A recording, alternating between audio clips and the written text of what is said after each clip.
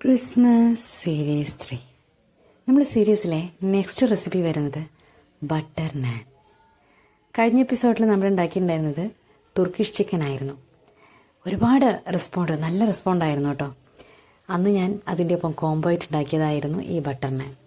നല്ല അടിപൊളി റെസിപ്പിയാണ്, എല്ലാവരും ഒന്ന് ട്രൈ ചെയ്ത് നോക്കണം കേട്ടോ.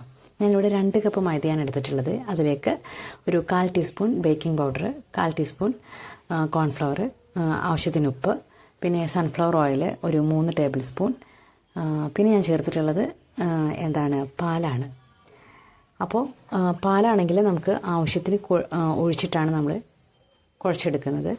നമ്മൾ സാധാരണയായിട്ട് ചപ്പാത്തിക്ക് കുഴയ്ക്കുന്ന പരുവത്തിനെക്കാട്ടിലും കുറച്ചും കൂടി ഒന്ന് വെള്ളം ചേർത്തിട്ട് വേണം നമ്മൾ ഇതിന് കുഴച്ചെടുക്കാനായിട്ട്. എന്നാൽ അത് നമ്മൾ പരത്താൻ പറ്റാത്ത രീതിയിൽ വെള്ളം കൂടി പോവരുത്.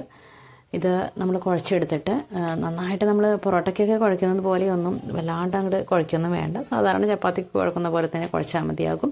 അതിനുശേഷം നമ്മൾ എന്ത് ചെയ്യണം, ഒരു 1/4 മണിക്കൂറോളം ഒന്ന് റെസ്റ്റ് ചെയ്യാൻ വെക്കണം. അപ്പോഴാണ് കറക്റ്റായിട്ട് നമുക്ക് അതിൻ്റെ ഒരു ഒരു സ്മൂത്ത് ആയിട്ട് നമുക്ക് ആ ഒരു ഡോ കിട്ടുകയുള്ളൂ. അപ്പോൾ നമ്മൾ വെള്ളം ചേർക്കുമ്പോൾ എപ്പോഴും കൂടാൻ പാടില്ല. വെള്ളം മീൻസ് നമ്മുടെ പാല് ചേർക്കുമ്പോൾ പശുവിൻ്റെ പാലാണ് ഞാനിവിടെ ചേർത്തിട്ടുള്ളത്. അപ്പോൾ അത് ചേർക്കുമ്പോൾ നമ്മൾ പ്രത്യേകം ശ്രദ്ധിക്കണം, കറക്റ്റായിട്ട് വേണം ചേർക്കാനായിട്ട്. അതിനുശേഷം നമ്മൾ എന്ത് ചെയ്യുക, ഒരു 1/4 മണിക്കൂറോളം റെസ്റ്റ് ചെയ്യാൻ വെക്കുക. ഞാനിവിടെ ഒരു ക്ലീൻ ഡയപ്പർ ഉപയോഗിച്ചിട്ട് നന്നായിട്ടൊന്ന് മൂടിയിട്ടാണ് ഞാനിവിടെ റെസ്റ്റ് ചെയ്യാൻ വെക്കുന്നത്. അത് കഴിഞ്ഞ് നമ്മൾ എന്ത് ചെയ്യാം, ഒന്ന് ജസ്റ്റ് ഒന്ന് ഓയിലൊക്കെ ഒന്ന് തട്ടിക്കൊടുന്നതിന് ശേഷം ഒന്ന് തൊട്ട് കൊടുത്തതിന് ശേഷം നമ്മൾ എന്ത് ചെയ്യുക, ഇത് നന്നായിട്ടൊന്ന് പരത്തിയെടുക്കുക. നമ്മൾ സാധാരണയായിട്ട് ഇത് പരത്തിയെടുക്കുമ്പോൾ വട്ടത്തിലല്ല പരത്തിയെടുക്കുന്നത്, നീളത്തിലാണ് പരത്തിയെടുക്കുന്നത്.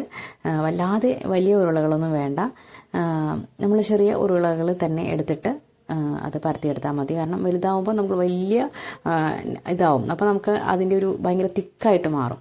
ശരിക്കും ഭയങ്കര തിക്കിലും പാടില്ല, എന്നാൽ ഭയങ്കര തിന്നായിട്ടും പാടില്ല.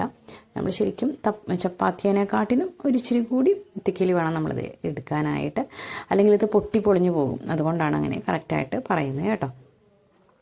അപ്പോൾ നമുക്ക് ഇത് പരത്തിയെടുത്ത് കഴിഞ്ഞിട്ട് പിന്നെ നമ്മൾ എന്താ ചെയ്യേണ്ടതെന്ന് വെച്ചിട്ടുണ്ടെങ്കിൽ, ഇതിലേക്ക് നമ്മൾ മല്ലിച്ചപ്പ് പുതിനയൊക്കെ ചെറുതാക്കി കട്ടാക്കി വെച്ചിട്ടുണ്ട്. അത് ജസ്റ്റ് ഒന്ന് ഇതിൻ്റെ മേലേക്ക് തൂവിക്കൊടുത്ത് ജസ്റ്റ് ഒന്നുകൂടി പരത്തിയെടുക്കുന്നുണ്ട്. അതിലൊന്ന് അമർന്നിരിക്കാൻ വേണ്ടിയിട്ടാണത് അങ്ങനെ ചെയ്യുന്നത്. അപ്പോൾ നല്ല ഭംഗിയാണ് കാണാനായിട്ട്.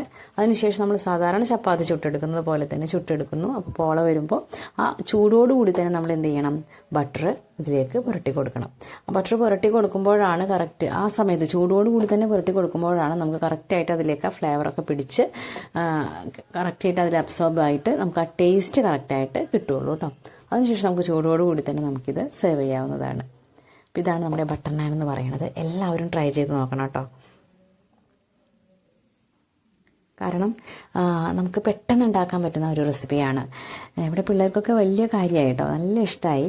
അപ്പോൾ നമുക്ക് എന്തായാലും ഈ ഒരു ക്രിസ്മസ് തന്നെ വേണമെന്നൊന്നുമില്ല കേട്ടോ, അല്ലെങ്കിലും നമുക്ക് ഉണ്ടാക്കാൻ പറ്റുന്ന ഒരു സൂപ്പർ റെസിപ്പിയാണ്.